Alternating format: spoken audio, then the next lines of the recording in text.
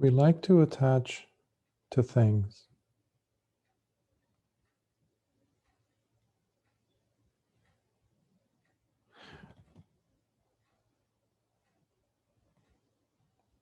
But we have a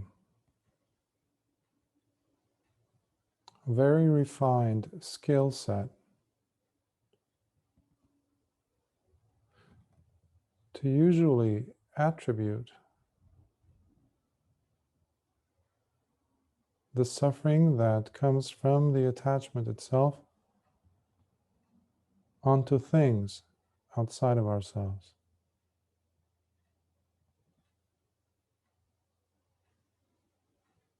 Whether it's an object of sight, a sound,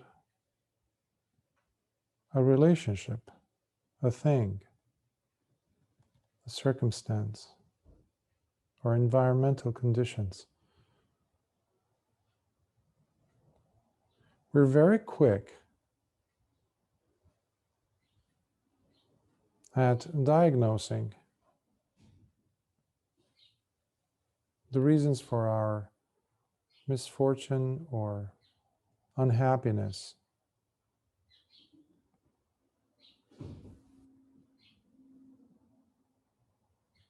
And this is at the crux of this whole idea of victimhood, which many of us don't want to identify as, because it doesn't match our worldview and how we see ourselves, or how we have come to like to see ourselves, rather,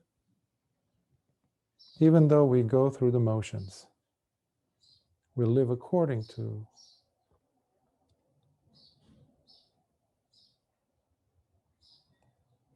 a lifestyle that keeps us in this continuous, circuitous loop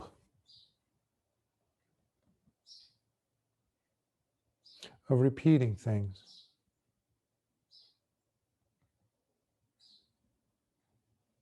That is the source of our misfortune. That is the source of our unhappiness, not the outside conditions, ultimately. Because the outside conditions will always change. They've always been changing as we go from life situation to another life situation, from one relationship to another, from one job to another, from one life to another. Yet we've always carried with us the drive, this spark, if you will, that keeps us attached to things. In the Dhamma, we have Lord Buddha and his Arya Savakas, senior bhikkhus, arahants, who describe this state of affairs in different ways.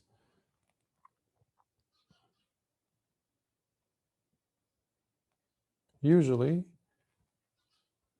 Lord Buddha and the noble disciples have described it as the Kileśas, that unit of Kileśas, the defilements.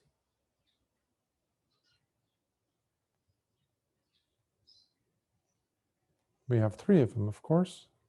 You've heard me mention it many times, and you see them all over the suttas. Lobha, which is greed or lust, desiring something to get, having to do with the senses primarily. I want this.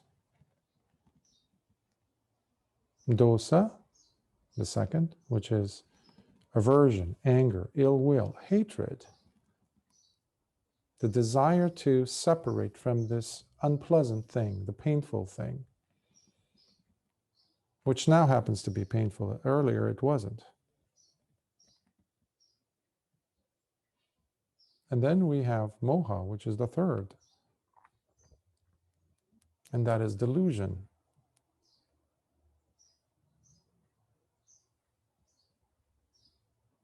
It is almost like, if not like, a type of poison that you cannot detect, you cannot taste, you cannot smell, you cannot see, which is the worst kind of poison. It could be in anything, and it is in everything, so long as the mind is defiled, that is. Which means anything can be a source of attachment for us. Anything whatsoever, including the Dhamma. Including the Dhamma, including the practice, including anything you can think of. A beautiful relationship. The drive to keep the body healthy. Anything. And this is at the crux of what we see as described by Lord Buddha as wrong view. Yes, there's been numerous views that come up. Especially you see this in the net of views, Brahmajala Sutta, the first of the Digha Nikaya, the long discourses of Lord Buddha. And you see them all throughout the Nikayas, and Lord Buddha's attempt has been to ameliorate the situation by introducing the right view. Right view. All the things that we've been talking about are parts of right view. Identifying, for example, the Kileśas, the defilements in one's actions, in one's behavior, in one's speech, in one's thinking, in one's attitude towards the training, the three trainings, Sila, Samadhi, Panya. How is my attachment? Is there an attachment? Is there an attachment to the teaching, to the teacher? Am I idolizing the teacher, or am I idolizing myself? Or am I doing comparing and contrasting? All these things turn themselves, even though we started with a good intention, let's say, to study and understand the Dhamma, to improve my life situation, to reduce suffering, which is already a lot. Yes, it's good. It's great, in fact. But that can easily turn into a wrong view. Wrong view doesn't necessarily mean someone who looks at the Dhamma or Buddhism or the Sasana and say, well, your religion is pessimistic, or you worship the Buddha as a god. Yes, these are all wrong views, and people can approach the Dhamma with those critical fingers pointed at us. Fine. These are all wrong views. And they should be stated as they are. Yes, they're wrong views. But that's the obvious kind of wrong view. Let's say a secular Buddhist who comes around and says, well, karma, I don't believe in that nonsense. Rebirth, I don't believe in that nonsense. These were added later. That's a wrong view. Yes. Anyone who knows the Dhamma proper and practices the Dhamma and goes back to the suttas sees those ideas as completely wrong view. Yes. Okay. But there are subtler and subtler and subtler layers of wrong view, which is important. It's essential for us to truly and closely pay attention to.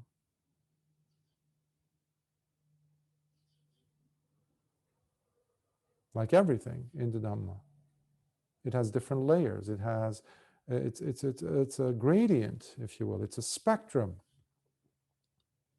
We start from the most superficial levels of understanding, whether it's even in the case of Sila. In the case of the monks, for example, it's the Vinaya. What is observable, basically? And then it has to go deeper and deeper and deeper and deeper and deeper levels of understanding, which takes place within the person. Within the person. To understand one's attachment. And so long as there is suffering, there is attachment. That's another clue, if you will, for us to pause and say, okay, why am I suffering? Why am I feeling this knot in my gut? I'm sitting 2 hours a day. I'm practicing my sila. I'm not breaking any precepts. I'm nice to people. Why am I still uneasy with myself? So there's this continuous state of discontent. This is an example, of course. But that also indicates, obviously, that there is suffering. Okay, if there's suffering, the person has to now do a little bit of scuba diving in the mind. Use the submersible of awareness, of taking things a little bit deeper, to allow the mind to sink deeper into awareness. Sharpen the tool of panya, discernment. Exercise more caution while looking at the Eightfold Path. What is my attitude? Do I have the right view towards my practice? Do I have the right understanding of the technique that I'm supposed to be using? Am I applying no judgment while reading a text, while reading a sutta, while listening to a Dhamma desana or Dhamma talk? Or am I bringing in stuff from my past, from the way I'd like to understand or do understand life to be? And those are the givens, those are the constants. They're undebatable, basically, constants for me. Do I use those as my filtration method to take in whatever I'm taking in, whatever I'm applying? Is it going through that filter, which can itself be a source of major attachment? But it's like that story I once told you about this person who is sitting on one of his donkeys, and he has 100 donkeys. And every morning he gets out and he counts his donkeys, 100 donkeys. That day he's counting and he's not finding 100, he's finding 99. He counts again and again and again, and now he is really losing it. His patience is gone and he's angry, and he starts pointing fingers and accusing his neighbors until they come and they say, what is the problem? And he tells them, I have 100. How come I have 99 when I'm counting? One of you must have stolen it. And they count too, and they get 100.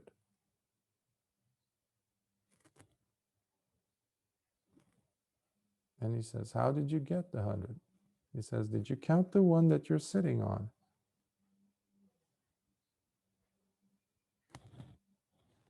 So we look everywhere except where it matters. Wisdom is not something that you get out of, graduating Harvard or some place like that. There's no wisdom there. or any institution, educational institution, it needs to be worked on, cultivated within oneself. Same thing applies in the context of relationships. Relationships themselves don't teach us anything. Listening to the news doesn't do anything, any good for that matter. It actually does the worse. So long as there is no discernment to see this relationship, to understand it, and especially to understand our connection to it, our views in relation to it, the relationship itself.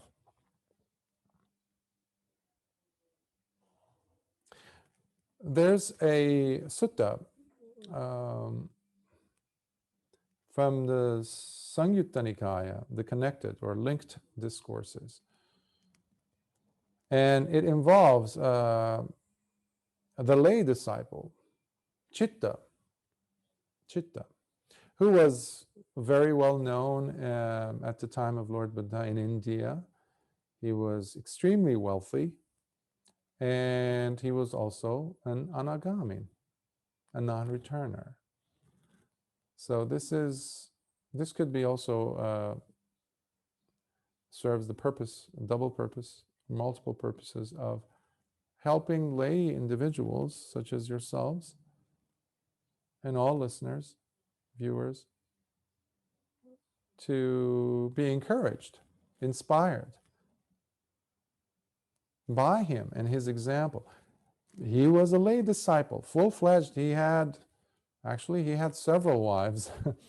In those days, if you were wealthy, you would be like the king, basically. You have the option of having multiple partners, multiple wives that you would fully support. Okay. But when he becomes an anagami, he comes back to his wives and he asks each and every one of them, because as an anagami, as a non-returner, the 5 fetters drop. One of them being or having lust, craving for sensuality. So there goes that as a layperson, as a husband in this case. So he goes to his wives and he flat out tells them, I will be from now on your brother. I cannot have the role, occupy the role of your husband, your partner in life, and all those other factors that play into that role. And he says, if you're okay with that, if you're able to live like that, then please continue, and you have my wealth and everything.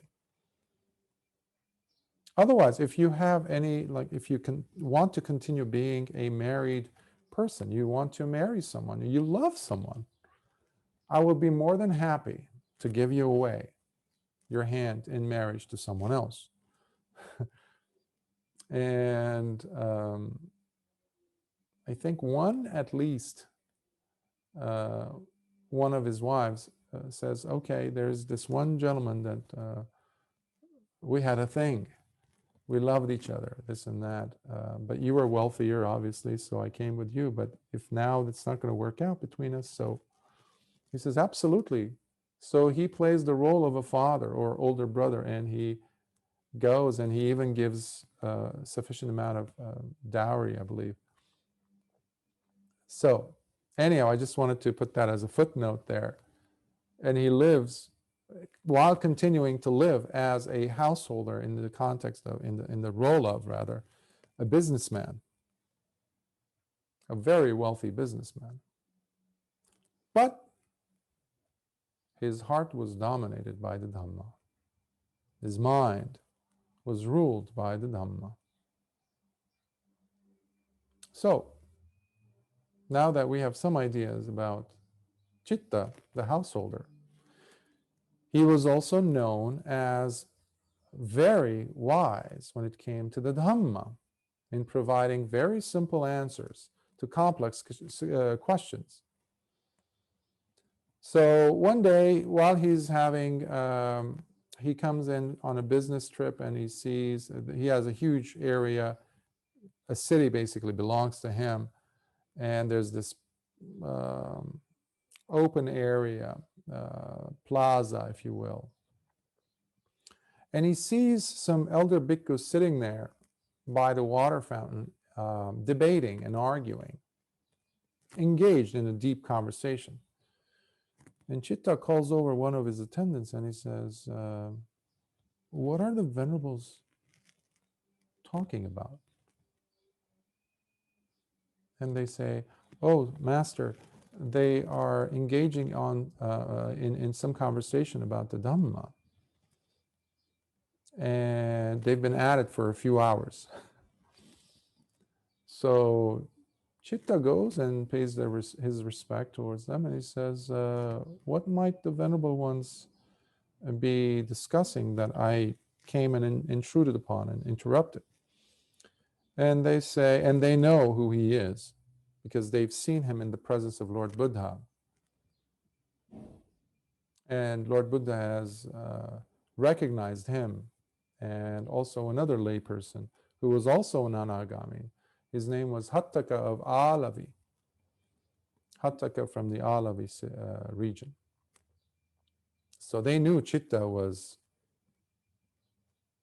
knowledgeable about the Dhamma. So apparently they were discussing as to where the problem lies. Is it the eyes or the object being seen that causes a person to be defiled? Pretty much. I'm paraphrasing. It's been a while since I've read the sutta. It's one of my favorites over the years. It's a short one. So you have the sense doors. It could be the eyes, ears, nose, tongue, body, the mind. And then you have sights, sounds, smells, tastes, touches, and thoughts, perceptions, concepts, ideas. So which one of these two is the culprit, basically? That's what their debate was. So you had a group of bhikkhus, old bhikkhus, senior bhikkhus, debating this seriously, trying to find an answer. So some of them were thinking, it must be the eyes. So the eyes or the ears or the sense organs, the sense bases rather, are the responsible parties that brings about suffering. And the other group was saying, no. It is the object or the objects that these sense organs or sense bases pick up. So it's the sight, it's the sound, it's the taste, it's the flavor, it's the smell, etc., etc. And then he doesn't say, Chitta listens to them briefly, and he doesn't say, you're absolutely wrong, both of you. What he does is very similar to what Lord Buddha does. He uses similes, metaphors, analogy. And the analogy or metaphor that he uses, the simile, is that of a, they might have actually used this simile, and so he picked it up from where they left off, because it doesn't really matter, but the simile is this. So you have a white ox, and you have a black ox. In those days, oxen were very, it's a status symbol, because if you had oxen, if you had at least an ox, a single ox, that allows you to make a lot of profit, because you can cultivate land or you can rent it out, etc., etc. So these two oxen were connected by a yoke, a wooden yoke that holds them both together, so they don't go off, each on their way. So that's the simile.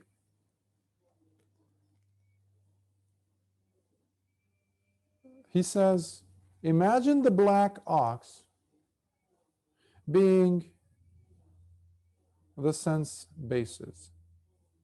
Think of the ox, let's say, the black ox, as the eyes, or the eye, or the nose, or the ear. So the sense base that picks up objects, meaning the eye will pick up the object of sight, which happens to be, in this case, in this analogy, similarly, the white ox. The white ox is the smell, and the black ox is the nose that picks up the smell. But they're both yoked together. By the way, it doesn't matter whether it's the white one or the black one, it really doesn't matter. So he's just using them as anchor points to demonstrate something very deep, but very simple at the same time. To point to them as to the source of the attachment, the source of the suffering taking place. And he asks them, what is the thing that is controlling this situation? Is it the black ox controlling the white? And they say, no. Well, how about then the white ox controlling the black? And they again say, no, it's not it. And they say, what is it then? He asks, what is the thing that is controlling them? And they unanimously go and say, it is the yoke. He says. That yoke happens to be tanha, the craving. The craving, which I use the word or the example of attachment. It's the same thing. The craving for something, the craving for the sight. I like to see more of this. I like to taste more of that. I despise hearing that kind of sound. One being the white ox, the other one being the black ox. These are just oxen. They're going to happen, irrespective. Now, when I introduce my likes and dislikes, that's when I'm yoking the two together. That's when we have a problem. That's when we have attachments. That's when we have suffering. And by the way, the bhikkhus understand. And they say, it is a blessing, Chitta, to have you to explain a very intricate point of the Dhamma so beautifully, so succinctly, so in such a nice, short manner, without getting into philosophical argumentations and things.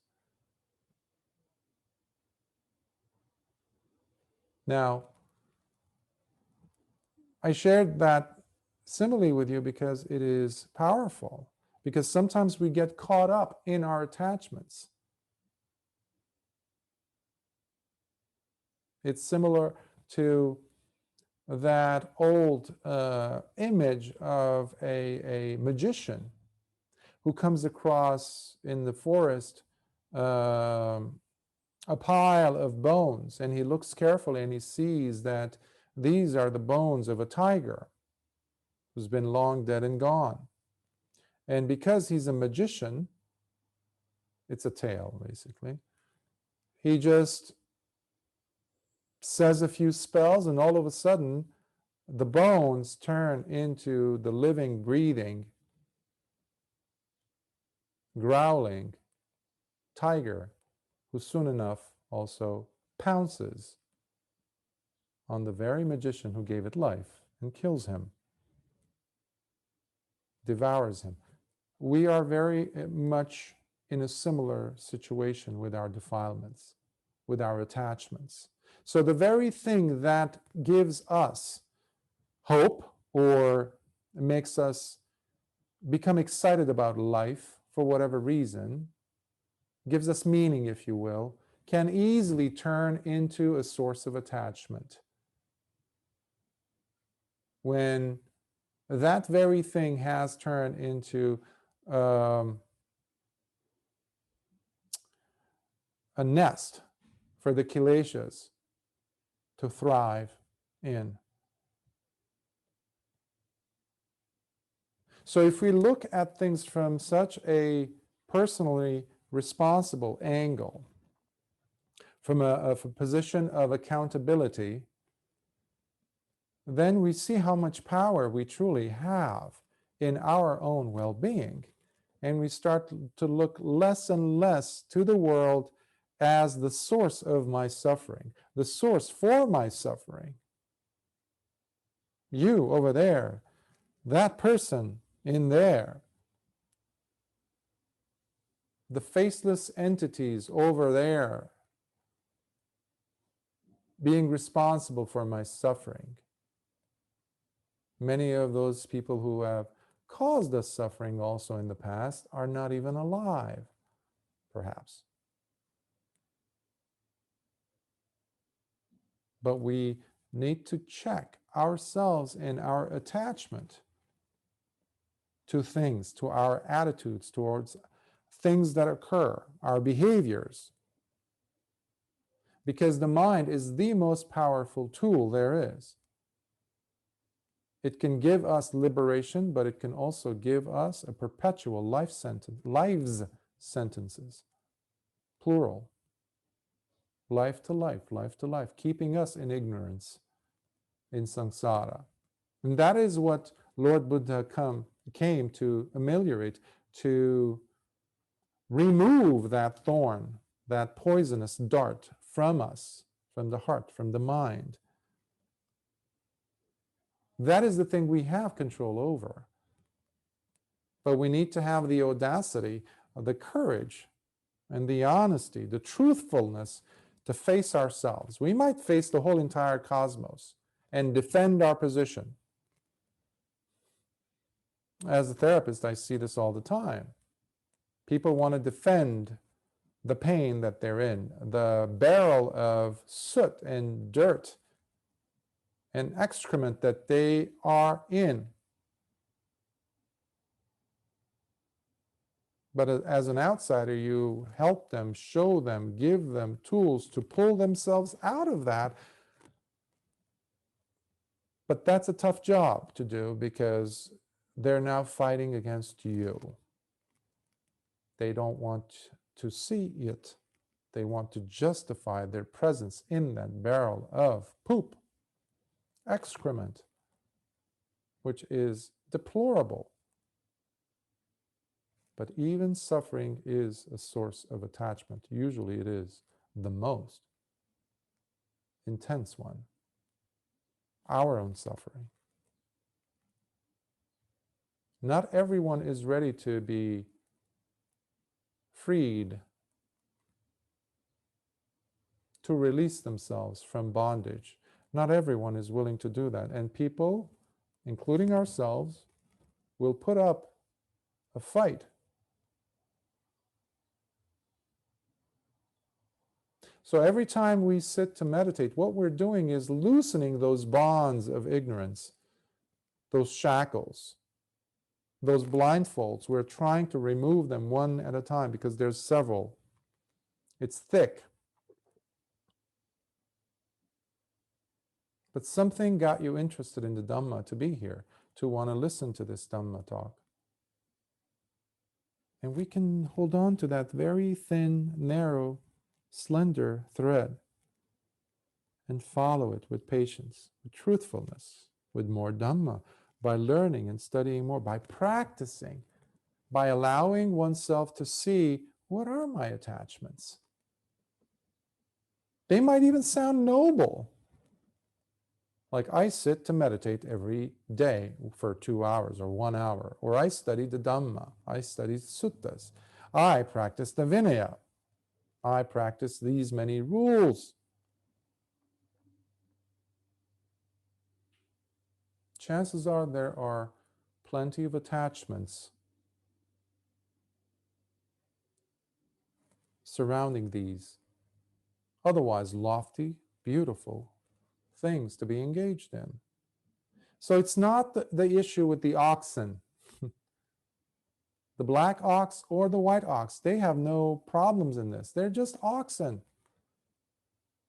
It is the yoke. And that is everything. That has everything to do with us, our attitude, our attachments to things.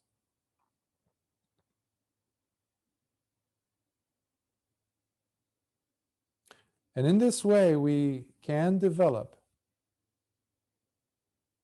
a clearer understanding. This is where panya becomes truly panya. It's not just knowledge. It's wisdom. It's discernment.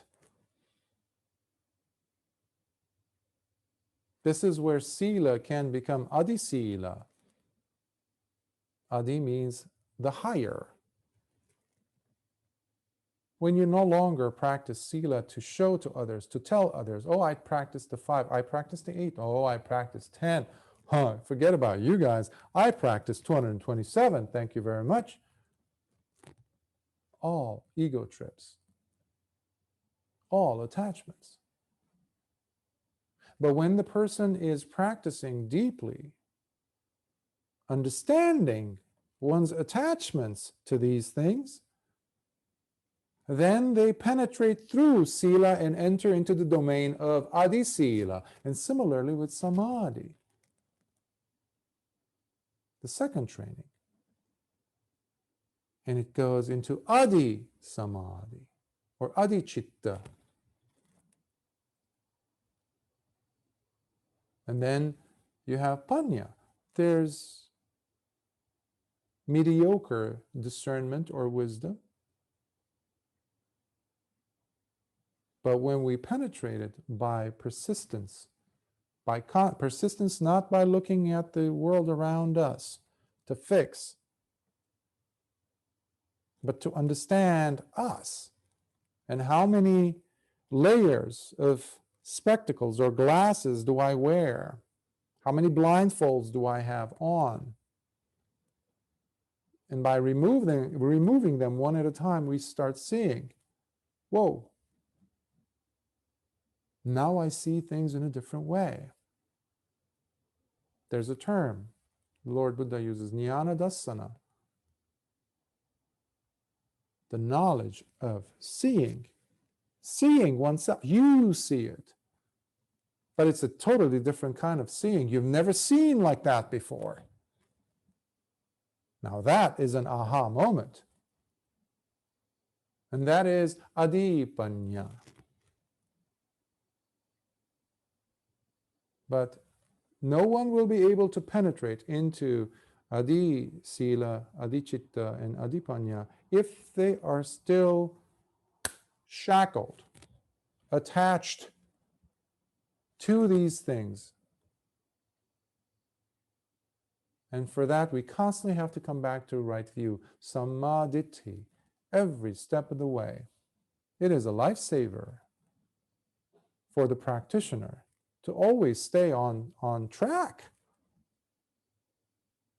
That's why it's called magga, path.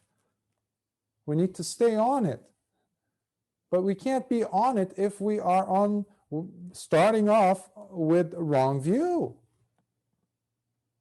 Right view has to be there. It delineates the proper trajectory. If you have right view, there's no way you're going to be swayed, you're going to be pushed out of your path, because it's always going to keep you in check. So right view has everything to do with pulling us out of our attachments.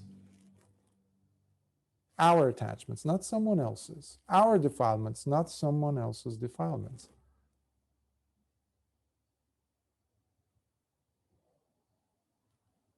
And that's one of the things that, one of the qualifiers of the Dhamma, it's sanditthiko. You immediately see if its effectiveness. Immediately. You do. And that's one of the reasons why the Dhamma is akaliko. It is beyond the confines of time. You can still experience the same type of liberation that Chitta did, or the Arahants, even higher, even better. Now, 2,600 plus years ago. Wow. Now you could do that. Yes, now you could do that. You could experience that. But we have to apply the right formula. We can't add on, take out certain things that we like or we don't like and say, okay, now I'm on the path. We can't be just top heavy, just tunnel visioned with one thing that we like about the Dhamma, but then we need to include, bring in our old worldviews, modes of interpretation of life, of ourselves, of our involvements with things, plural, and expect there to be growth. It's not going to happen. Sorry.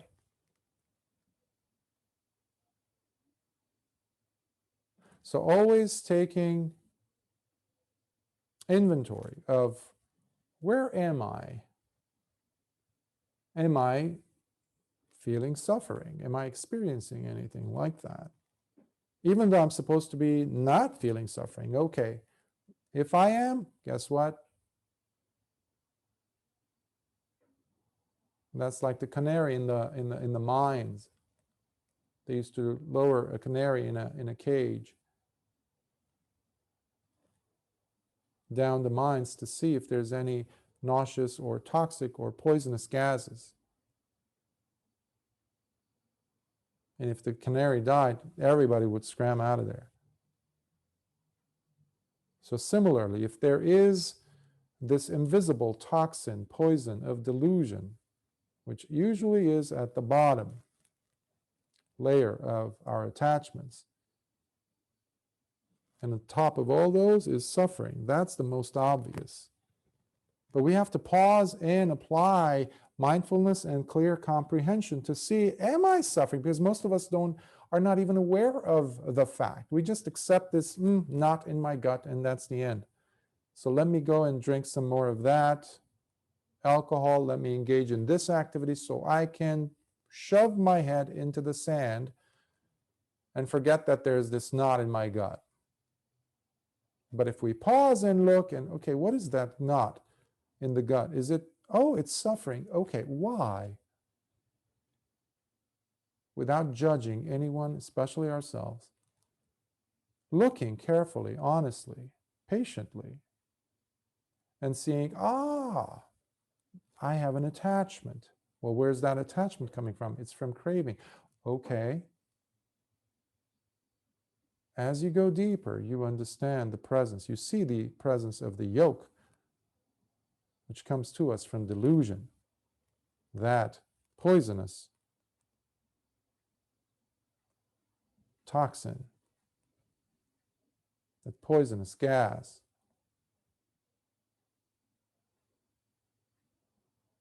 That must be removed with the help of panya, wisdom. So I hope this has been helpful. I will pause now and hopefully there are questions you can share and bring up and core comments, so I would try to address. Just go ahead and unmute yourself first. Bhante, thank you for your talk. One quick question, the simile that you gave of the magician and the tiger's bones, that struck a chord with me. I like that one. Is that a sutta, or where did that story come from? I came across it, thank you for your question first. I came across it through the work. I've come across it actually, to correct myself, years ago when I was a child in some book. But then, anyhow, in more related history, in the concept, the book Concept and Reality of the late Venerable Katukurunde Nyanananda, the classic I've mentioned several times, he mentions it quite a bit. And also in his other books, he mentions but I don't recall him giving a source as such to the simile. I think from what I recall, he says that old stories, as like that folk tale or that old story, that's the reference I remember. Yes.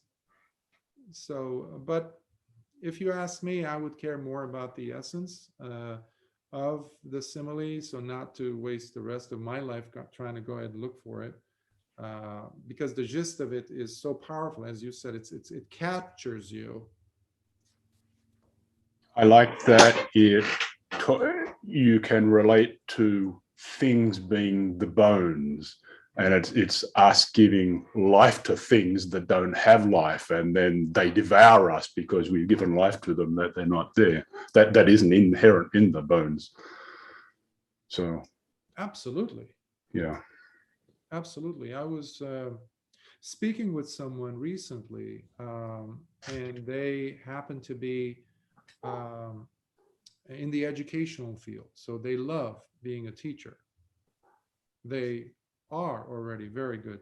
You know, this person is a very good teacher, teaching young kids. So the teaching career has become an oasis, even an escape, because it was giving the person, it has been, and it is giving the person the sense of being respected, appreciated, loved, which many of us have never gotten as children. Some of us, if not many. And, or the attention. I remember when I was a child, in our families, you know, like cousins and aunts and uncles, I was never given the permission to speak because I was one of the youngest until my other younger cousins showed up. But I noticed that nobody would pass me the mic, as it were, because they would speak about things that I didn't. Well, I had some ideas. So many people come with these sense of lack in growth. And in this case, this individual who now is a teacher not only is in a very prominent position to help, well, touch the future through these kids, to make a difference, to give love to humanity, but also to pass the mic to these kids. Now, and there's a whole slew of other positive, great qualities of a career. I'm just picking one career path as a teacher because it's recently I had this encounter. But although this career path for this person has been a boon, a blessing, it has also become a trap. It was like the bones that now are turned into this tiger, but now it is suffocating because this person no longer sees oneself as a human being, teacher, or a mechanic, or an environmentalist has become number one. So it is similar to the hand that wears the glove. Well, the glove is so pretty that we forget that there is a hand within it, moving it, animating it, giving it life. So when the person comes home, as you know, they come home, return back from work, still as the accountant, as the investor, still as the teacher.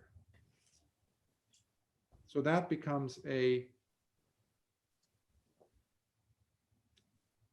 garb, the glove, which can be quite suffocating. You have to remove the glove. Is that becoming?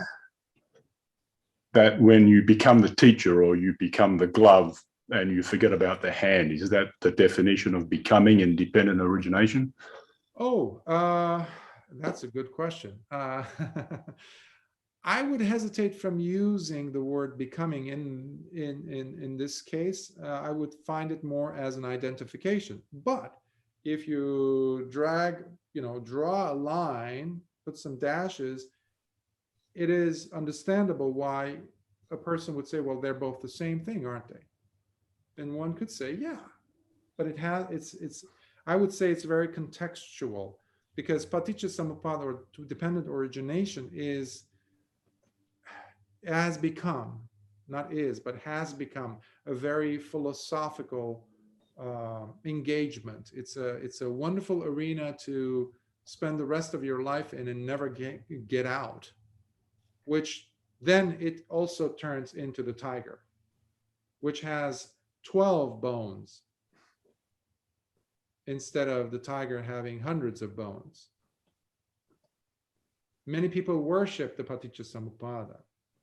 Many people have remembered or look at these segments of Paticcasamuppāda, dependent origination links, which are 12, as watertight compartments, as things that once you get it, you got it. And some people even have convinced themselves that they are even awakened, even arahants, because they think they have seen the links visually. Now, you have people in Burma who would say, well, you need to dedicate your whole entire life to Paticcasamuppāda, this and that. So again, I'm bringing it back to what I was speaking about earlier about attachment. And in that sense, it can become a becoming. It can become, because where is that sense of becoming coming from? The delusion. Because once you pass the point of no return, meaning tanha is involved, the thirst, the craving is involved in this process, meaning like the example of the yoke that holds the two oxen. You identified, you have become the yoke. That's it.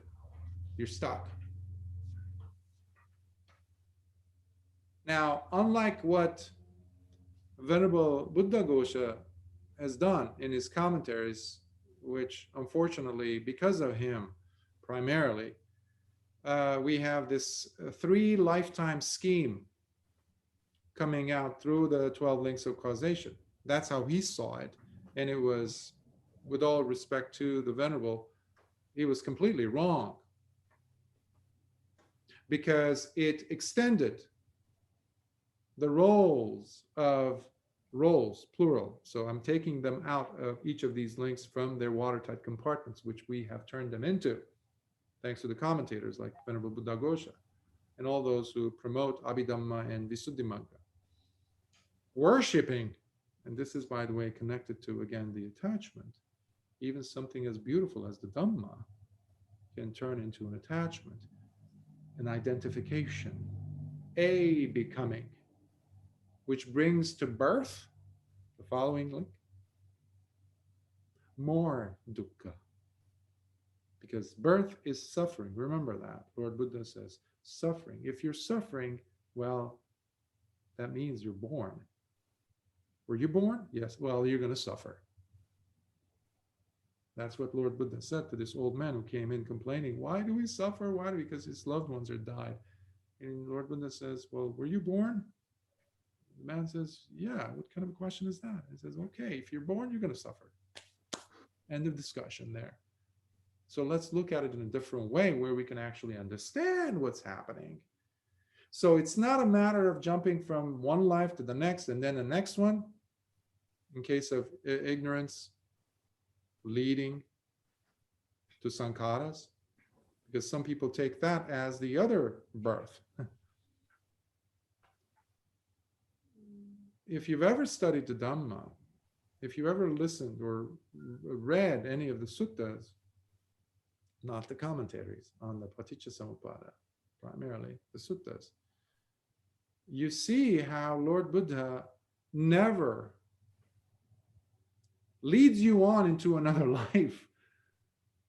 He's not invested in that. Earlier I was saying it's Dhamma is akaliko, it is timeless, it's sanditiko, immediately effective. I didn't hear anything about 3 lifetimes. So the reason why I hesitated from using the word becoming, because oftentimes individuals will take that and say, place it into a next life. Oh, because right attached to that is the birth. Well, birth, oh, okay, so we birth, born, being born, oh, new life. Oh, okay. So then this has to do with the interval stage somehow after this life's death. So if I have that becoming, that's going to take me to another birth. That's the only reference that the Paticcasamuppāda is, is being made here with the becoming link. These are all erroneous views. They're wrong views, because all of the Paticcasamuppādas, including the becoming link, is encapsulated within a single lifetime, and they happen so quickly. In fact, there's no way you can capture them in motion, but we can identify our role. When I'm looking at the 2 oxen, the sense base, the eye, and the beautiful sight. And this is why we need to always be diligently practicing, not just while sitting, but practicing when I am seeing something beautiful. That's when the practice is most pertinent. That's what's going to bring out panya for me. I'm going to see it. That's when Paticcasamuppāda becomes alive, real, outside of the textbooks, outside of anything like that, and real in my own life. Relatable, sanditiko, and hence no longer stuck in 2,600-year history past. No. So I try to stay away from just giving these sound bites of, craving is this, so we have to, look at the birth and this and even the Four Noble Truths. They are absolutely 100% related to you right now, your life, and whatever you're going through. That's why the Dhamma is not inside some books. The Kileśas are not inside some suttas, inside some Dhamma talks or whatever lectures. They're every time you're making a decision. Is there cognizance that there might be delusion there? Am I going off of what I have been used to? Thinking, being, behaving? Am I still in that barrel of excrement inside of it while it's full? Most of us are, so long as we're not arahants. So you can take it as becoming, you can take it as identification. You can take it as the source of pain, suffering, the source of dukkha. Is this, how's this landing? How are you finding this answer? Good, thank you. Yeah. Much more than I asked, but good. Hey, when it comes, who am I to stop it? Life is short. Life is short. I don't have time to mess around with some knowledge of some things and some concepts. Who cares about concepts? Who cares? I'm more interested, I'm more invested in seeing you take something away that is doable, applicable, something that can soothe your heart, that can give you that, that's good. Now I have something to understand. And that can only come from you. But you taking something, a snippet of something, from the suttas, from here, from there, and then seeing that it was all spoken for you. Lord Buddha spoke to each and every one of us. Each and every one of us. The Dhamma is for you. And that's why it's your work that needs to be done by you.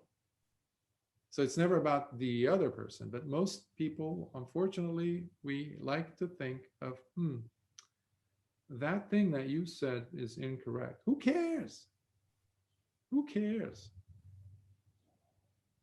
Is it correct for me? Let me see. Is it wrong? Why? Let me see. Me see. The person. I think there was a message here. Let me read. Oh, can you guys hear me? Oh, okay. I had a note here that my voice might not be. Okay, so I'm glad my voice. I tried the mic, the thing that I used to use for my. Any other questions or thoughts? Bhante, thank you very much for your talk. I was very much moved by the image that you shared us with the householder Chitta approaching the monastics and actually teaching them. It struck me as so beautiful, and speaking of the level of humility on the part of the monastics to be even receptive, to be taught by a layperson. And I asked myself, is this thinkable? Is this even possible to take place today? And my immediate response was that perhaps not, because, and correct me if I'm wrong, from what I hear and from what I've read about the relationship within the monastic community, it seems to me that the Vassa factor is a big presence. And how long one has been a monastic, or even for lay people, how long one has been practicing. So I was thinking to myself, does Lord Buddha explain anywhere in the suttas, or is there an emphasis on the Vassa, the way we see it in the world today? And if so, if there is one, what's the relevance with the teachings? I wanted to better understand that connection. Is there relevance there, or is it attachment only, like you were emphasizing today? Thank you. Wow. I'm laughing because you're forcing me to kind of stick my finger into a hornet's nest. And what I mean by that is, first of all, thank you for your question. It's a wonderful question, because I have noticed this as well, and I'm not the only one. And aside from being a monastic, for most of my life, I was a layperson, as most of you know. I've only recently took on the robes by ordaining as a bhikkhu. And one of the major detriments or detrimental factors that would discourage me from entering the monastic world, the holy life, as a monk, as a bhikkhu, had a lot to do with what you just described. So my hesitation, because unfortunately, well, what I'm about to share, I guess, in response to your question, is not something that I have heard or seen or witnessed being done by monastics or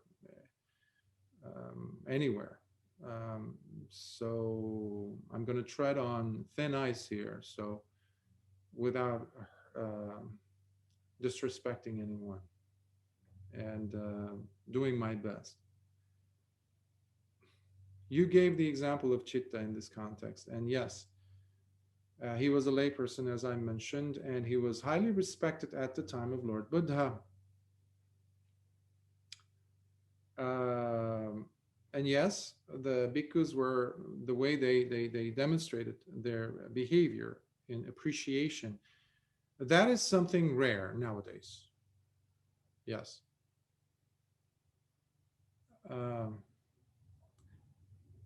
As a layperson, I began teaching the Dhamma as a layperson. Years ago, my teacher, Bhante and in 98, I believe it was, he gave me officially the right to teach the Dhamma, and it's called an acharya, and it's a rare thing to be given to a layperson. Usually monastics get it. But it was done at a gathering of the Sangha Council of Los Angeles. Now, after that was 98, so I don't know, 20 some years ago. I've been teaching, and over the course of time, I went to different parts of the world, and even locally in Los Angeles and elsewhere. But I've been overseas and to temples and monasteries where the laity, having heard my Dhamma sharing over YouTube and elsewhere, or read PDFs of my work, they invited me to come over and teach them. And that was the case in New Zealand, it was the case in Nepal, in Malaysia, Indonesia. Now, the problem was, each of these places had their own monastics, bhikkhus to be specific. Because I was there as a layperson, a Dhamma teacher who happens to be an upasaka, a layperson, despite the fact that I had been teaching for such a long time, but I was not in robes, meant that, unfortunately, only the laity were there and not them. That is pretty discouraging. Not, well, obviously I can't deny the fact that I was hurt slightly, because there it was, the common denominator was the Dhamma. And who cares where it's coming from? If it's coming from a layperson or a monastic. Who cares? If it's pure Dhamma, it's true Dhamma, good Dhamma, then it's beautiful, it's Saddhamma. And that is the quality that the bhikkhus had seen at the time of Chitta. Now, you don't necessarily see this today. Now I'm going to tie it in with the Vassas you mentioned. Vassas, for you sound like you know, but Vassas, for all those of you or listeners who do not know, is basically the rains, capital R, rains retreat, they're called. We just recently came out of this year's Vassa. Initially, there was no such thing at the time of Lord Buddha.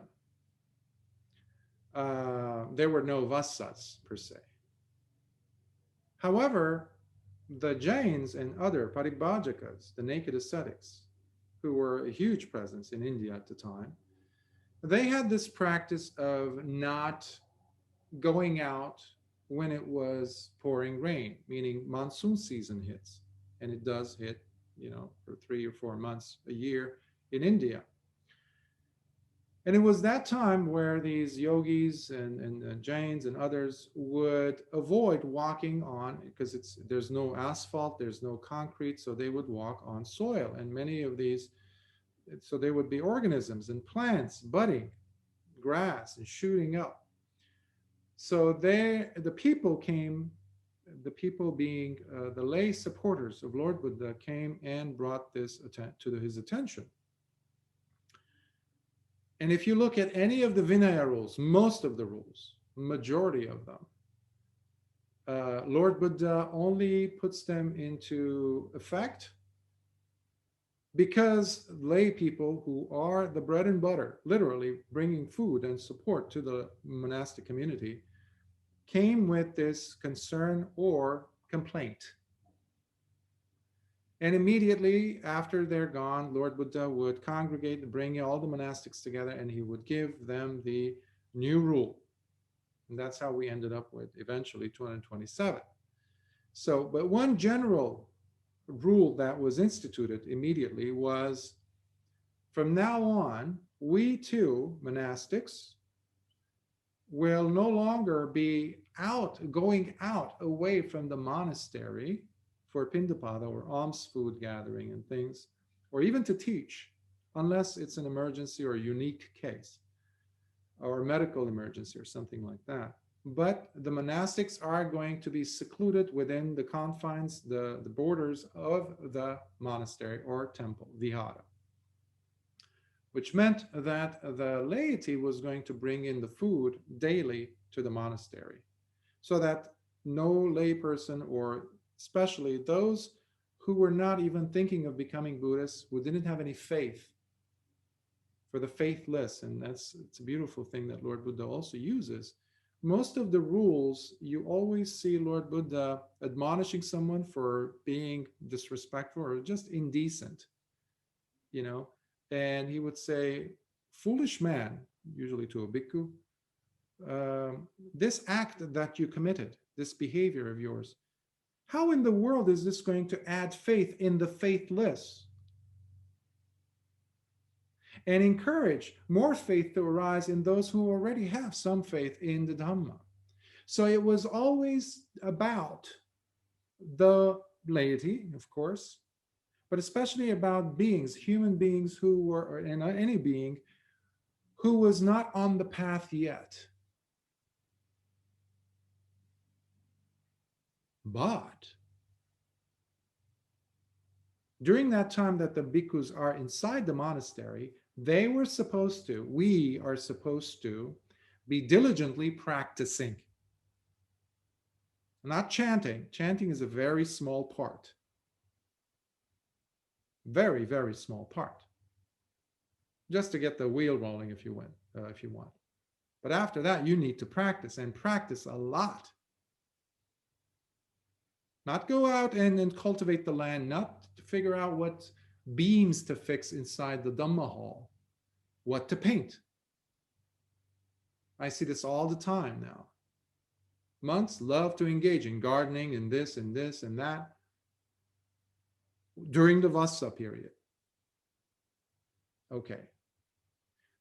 What you then have is basically a group of monks, even at the time of the Buddha, who started looking at their seniority as something. Seniority thanks to how many Vassas they've had. Vassas, rains, retreats. Just because of having spent a 4 or 3 month period inside the confines of the monastery, immediately meant for them that now they have an extra stripe on their badge of authority. Because what you were having were basically situations where bhikkhus would go from one village to the next, or they would go from one adama or monastery to the next, and they would just take the beds and rooms or the accommodation, dwelling places of the other bhikkhus who were there. Or you didn't know who was going to be sitting closer to the Buddha in seniority. All these are seniority. And whoever, it was in many cases, it was like first come, first serve situation. But some people were also, monastics were complaining. So the Vassa then also became important to establish a gauge of a standard, if you will, of seniority. So if a senior elder bhikkhu comes, elder because they have had, let's say, Mahatero would be somebody like 25 Vassas, 25 years of having stayed as a bhikkhu. But that doesn't say anything about the mental quality of that Mahatera, does it? The person might have been just a wallflower on the wall. In life, we see this.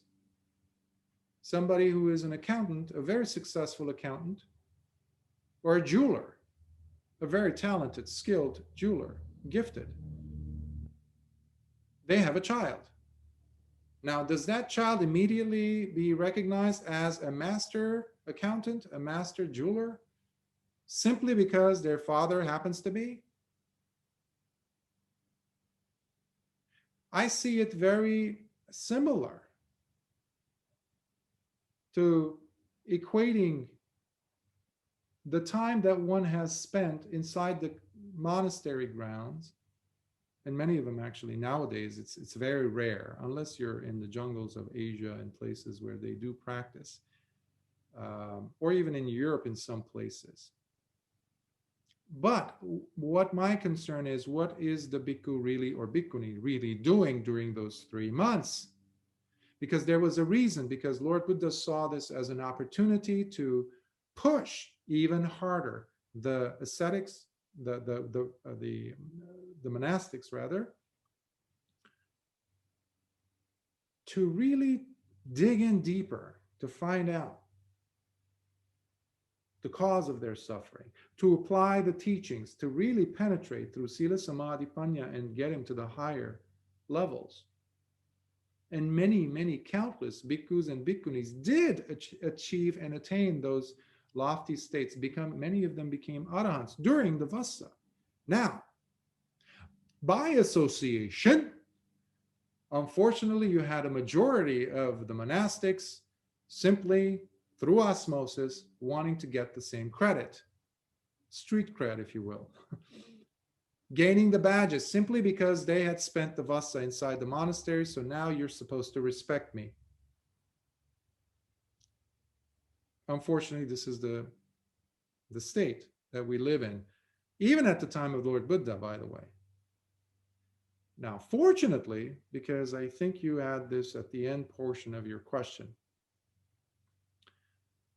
there are countless suttas where Lord Buddha completely pulls the rug from under this system, even though he was the one who instituted this for good reason. But then there were countless, like the majority of the monastics, this is something that we don't talk about. The majority of the monastics were not monastics wearing robes who had left the lay life out of good faith. They saw it as another way of making a living, gaining respect, getting free food. Nobody's coming over to ask for taxes. Plus, you're getting all your requisites. And even the king will bow down to you. I mean, come on. Meanwhile, the person could have lust, anger, aversion, and all those things.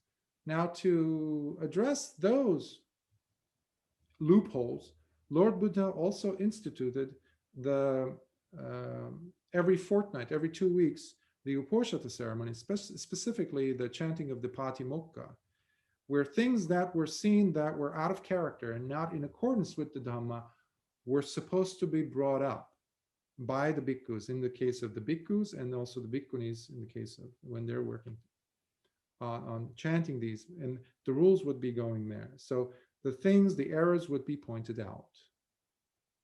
Unfortunately, these have become very ceremonial things, if they ever happen. Majority of the places in cities, at least, you don't have the Paticcasamuppāda being recited. And in monasteries, it's just ceremonial, if it happens. So when I say the Dhamma is becoming corrupted and corrupted, it had begun even at the time of Lord Buddha, by the way. He was struggling day and night to address this problem, because many people didn't belong. But Lord Buddha didn't shove them away, he would struggle to try to get them to stay and learn and hopefully break through that ignorance and samsara.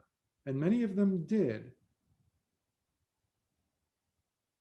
There is a wonderful sutta, Candana Sutta, from the Book of Fives in the Anguttara Nikaya, I think it's in 167 or 60, 168, where Venerable Sariputta is addressing the bhikkhus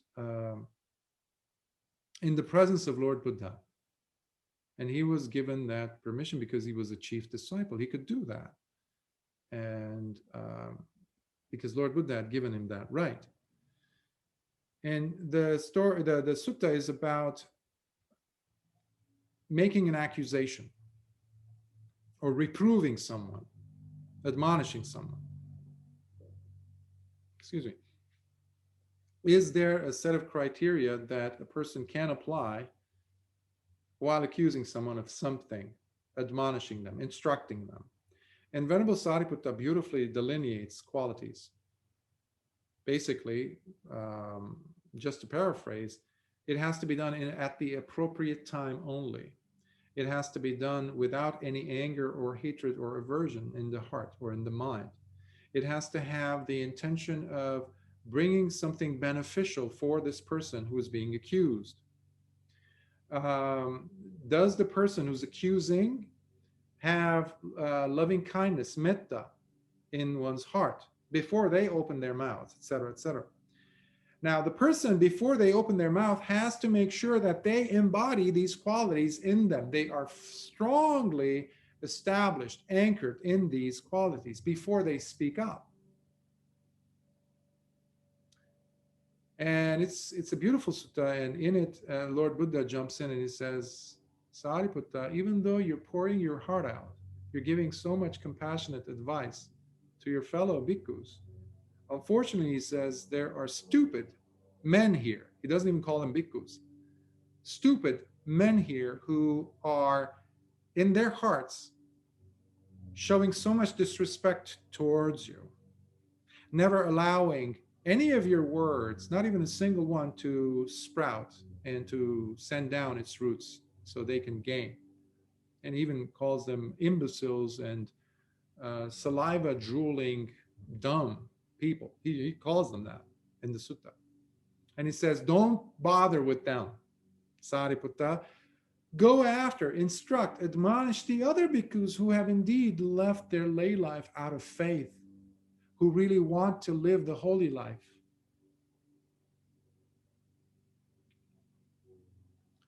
Now, what you have today is, sadly, this has happened to me several times during the past 2 years or so, a year and a half, etc., where somebody, you see, another bhikkhu shows up. And once actually I saw this happen in front of my eyes, where you had two elder bhikkhus come, and before saying hello, one of them came out and asked this question: how many vassas? How many vassas? And the other one turns and said, oh, I have over 40. Oh, and the other one says, oh, Bhante. Bhante. That's when the person allows himself to call the other person Bhante, because this person apparently had 30 some. The other one had 40 some vassas. And then you have this alpha. Who's the alpha? Well, now we know who's the alpha, so I'm going to be in a subordinate position. Again, I've never come across any bhikkhu or anyone talking about this subject, so it's very strange for me to be talking about this, even though about 2 months ago in August, they requested me to give a talk on, can we investigate our teachers? That was done with the Buddhist Mahavihara in Malaysia, which is not up yet on YouTube, but they're working on editing and things. But I touched upon these things, and there was a huge response from the laity in Southeast Asia. I still get comments and letters written about this. Now, vassas are not there as a criteria to treat you as a human being or not. Irrespective of the vassa, your humanity matters to me the most. That's how I view it. I don't look at a person's vassas anymore, personally. That is my choice. Of course, I respect the person's vassas, how many years they've spent, but that doesn't tell me anything.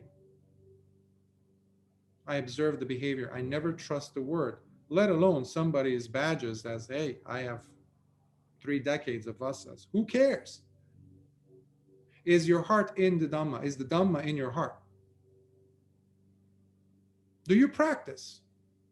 I have personally come across last year, traveling, I met Mahatheras with almost 50 years of vassas, almost 50 years, who were dyeing their hair black. Dyeing their hair black. Now, a bhikkhu is not even supposed to have hair, head hair. But you have bhikkhus, because of their vassa, have always looked around and found loopholes, because there was a rule that Lord Buddha said, because many of the bhikkhus were living in the forest and the jungles, and they weren't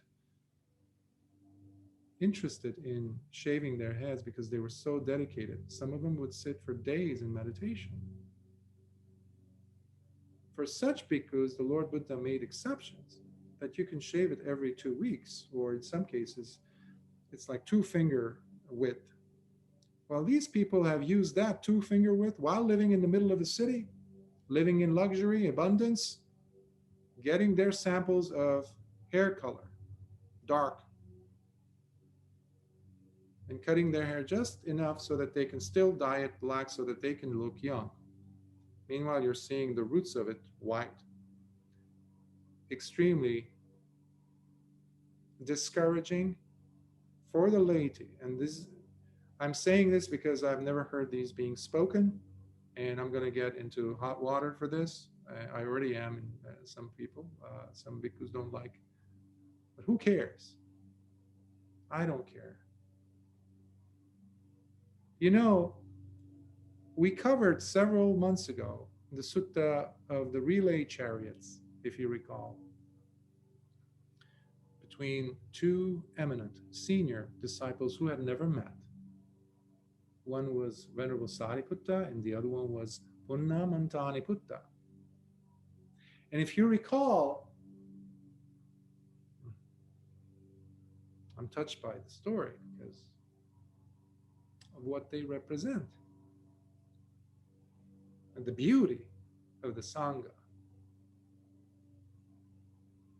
After Lord Buddha hears from the bhikkhus who had come from Kapilavatthu, where he asks them, and who is the most well-known teacher? Who is the most accomplished in the Dhamma, in the practice? And they say, oh, Bhante, it is the Venerable Punnamantaniputta. And by the way, he was the nephew of Venerable Candana that we covered last week. Meanwhile, Venerable Sariputta is sitting right close to Venerable Lord Buddha, and he's hearing him. So the monks leave, and Venerable Sariputta is now eager.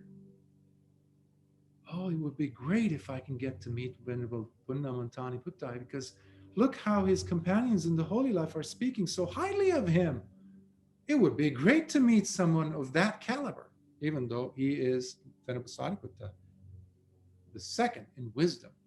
He is the chief disciple, an arahant, who's awakened in both ways, both through the jhanas and through wisdom. He's top. Look at his humility. And then, lo and behold, time comes where Venerable Punnamantaniputta goes and sees Lord Buddha, and the news gets to Venerable Sariputta. Immediately, he gets his stuff in order, and he starts walking towards where he catches up. But he follows him, keeps him in sight. And then Venerable Punnamantaniputta goes to alms food, he gathers his food, he eats it, and then finally Venerable Sariputta approaches him. He doesn't even eat that day, Venerable Sariputta. He's so eager to sit down and listen what Dhamma might come out of his friend's lips. And he goes and he asks some questions about the Dhamma, who's his teacher, etc., etc. Completely not showing his credentials, not his business card, and definitely not asking, hey, excuse me, you look like, dressed like Bhikkhu, so how many Vassas? Neither does Venerable Punnamantani-putta ask Venerable Sariputta. And instead you have this beautiful interaction between two arahants. Now I personally deeply doubt that any arahant would dare to ask another bhikkhu, how many vassas do you have, friend? This is just an ego trip that people are using to their own detriment, sadly, because what you have is a situation where many centers have their own Kublai Khans these days, the ruler of that domain, and they are completely disconnected. And they do things the way they want to be done. And they use the badges of the Vassa. So that is my approach, my understanding. And that should not be the case, because if you were to time travel and go to the earliest days of the sasana, where Lord Buddha would be sitting down in meditation along with the bhikkhus, you would not know who Lord Buddha is in that scene. His head was completely shaven, as was his beard. You couldn't tell him apart from the other bhikkhus. He wasn't sitting on a pedestal, you didn't even see Venerable Sariputta, Venerable Moggallana, Venerable Assaji, this and that. They would all be bhikkhus practicing, sitting in the fruit of arahantship. No time on this spent on placing myself as who's the top dog, will I be superior to someone? And that is unfortunate, that's what we have today. However, I want to also try to give you a glimmer of hope, because that's not the Dhamma. Because the Dhamma is all about your behavior. It's never about your status. If I am even one day, if I live long to be a Mahatera, for example, and I am nothing but a jerk to you, please don't ever consider this case, this robe, as a camouflage for my ugliness. And no amount of vassas will ever cover that. The stench is powerful. And the lay people are the first in line to smell it. Unfortunately, we have even taken that right from lay people to talk about this, because it's a taboo. I'm here one to say, no, it's not. It's never supposed to be, because nobody covered things up at the time of Lord Buddha, and I sure am not going to start now, because things have to be spoken. Because I might spend a rains retreat carving, I don't know, pumpkins, when I'm supposed to be meditating while being a Mahatera. Imagine Lord Buddha carving pumpkins in the monastery. Can you even imagine that? Or smoking a cigarette, or chewing a betel nut, dropping his teeth. And there's another sutta in line with this, where Lord Buddha turns, actually it's from the same sutta, with Venerable Upavana. Lord Buddha comes and asks him, what are the things that, the qualities that need to be there in a bhikkhu in order for the bhikkhu to be respected by his companions in the holy life, to be loved and appreciated? And Venerable Upavana lists the things, including their virtue, their learning, understanding, their practice. How easily can they go in and out of the four jhanas? Not only that, are they able to have the knowledge and vision of Nibbana? Have they experienced the path and fruit of Nibbana? Those things make a person deserving of respect, just like the accountant has to prove his worth, just like the jeweler. We, as people, when I was a layperson, we had to prove our worth. We still have to. I can't just walk around with a business card saying CPA, and meanwhile I'm nothing. Even if I have the degree, even if I have the license, but I'm a lousy CPA. Well, that same criterion has to be applied even to the bhikkhus, because that's what Lord Buddha says in the sutta, Chodana Sutta, Anguttara Nikaya, Book of the Fives. And he says, after all, Upavana, it is not the fallen teeth, nor the gray hair, nor the wrinkled up skin that makes the bhikkhu deserving of respect. This is not my words. These are the words of Lord Buddha.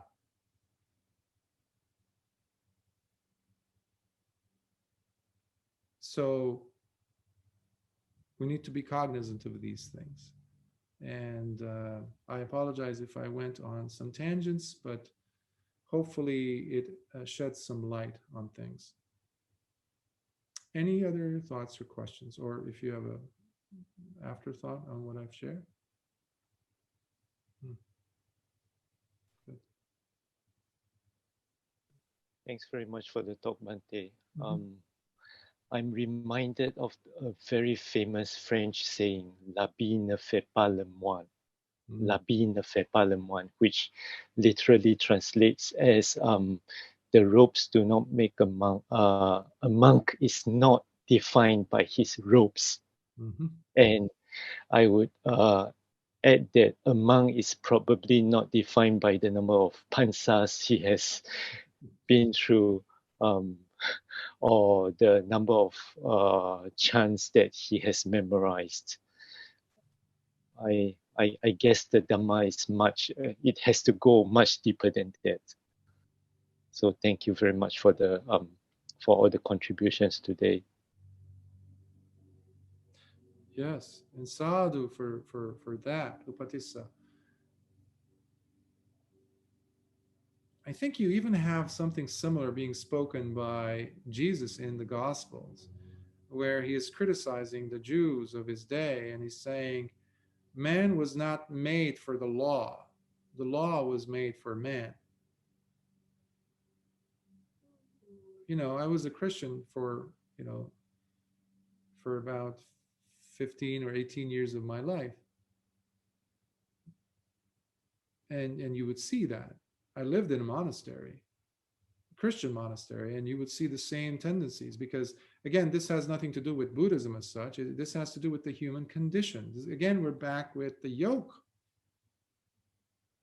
because many of us are bringing our own issues, our psychological hang-ups. So when a person comes to me and says, how many Vassas do you have? Are you a Vinaya teacher? That's another thing. Some people like to give themselves that credential. Well, I'm a Dhamma teacher. I'm a Dhamma expert. Or I'm a Vinaya teacher. I'm a Vinaya expert. Well, the Buddha never instituted such categorizations. It was the deluded and ignorant, lazy, non-practicing bhikkhus who came up with these self-designations. So there's only one bhikkhu, and that is the bhikkhu who is practicing the holy life. So yes, absolutely. The robes do not make the bhikkhu. The rules of the monks does not make the bhikkhu. Because you could be practicing 227 or more, but how is that practice going for you when you treat another human being with so much avarice, so much aversion, lust, when you're fighting to see who's going to be sitting close to the abbot or closer to the good food, who's going to be getting the next in line, the tap, the tap on the shoulder to get the monastery, who gets to call the shots, basically. So that tells me very clearly that this person came with a lot of baggage, issues, unresolved issues from their life as a layperson. Now they want to get it easily, without much effort, by the way. Just sticking around like a wallflower, or like those cats that Upatissa, you were at the monastery in Singapore doing your samana, the samanera practice, for a few weeks. The cats might have more vassas than many of these bhikkhus. So these are all nonsense. They never existed at the time of the earliest arahants.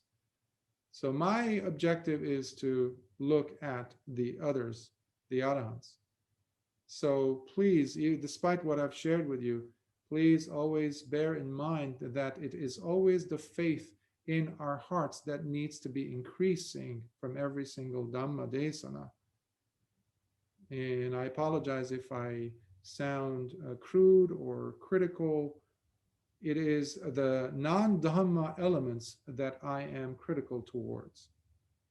And we all must be, based on the examples shown to us by Lord Buddha and the Arya Savakas. Ajahn Mun would never be sitting and carving a pumpkin. That is impossible. He would avoid sleeping. Webu Sayadaw, the day that he decided to never sleep, to never lie down in his youth, right after becoming a bhikkhu,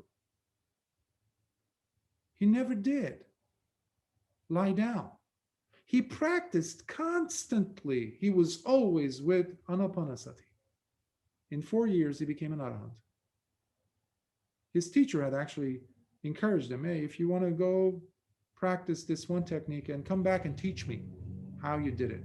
4 years later, he shows up. He's an arahant. And by the way, he was the constant sitting practitioner. It's one of the Dhutanga practices. If these arahants were not even interested in sleeping, let alone walking around and or sitting and carving a pumpkin, or worrying as to who has the most vassas, these are not Dhamma, these are adhamma. And the Dhamma is there to support us in this. So please keep your faith strong despite these examples of what we should not become. And we also look for the diamonds. And that's what we're after. Venerable Sariputta, Venerable Punnamanta Aniputta, and countless others were the diamonds. And at the top, Lord Buddha.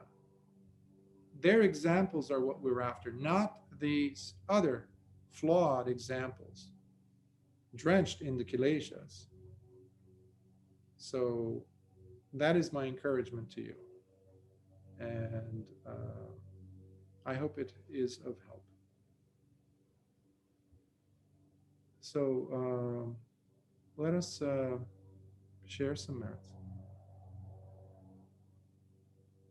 May suffering ones be suffering free, and the fear-struck fearless be. May the grieving shed all grief, and may all beings find health relief. May all beings share in these merits that we have thus acquired for the acquisition of all kinds of wholesome happiness. May beings inhabiting space and earth, devas and nagas of mighty power, share in these merits of ours. May they long protect the Buddha's dispensation. Sadhu, sadhu, sadhu. May you be well. And next week we will continue the Sutta exploration series.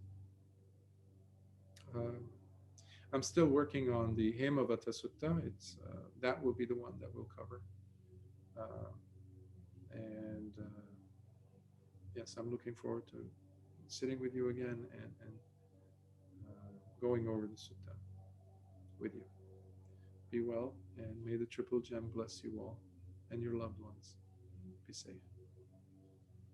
And practice.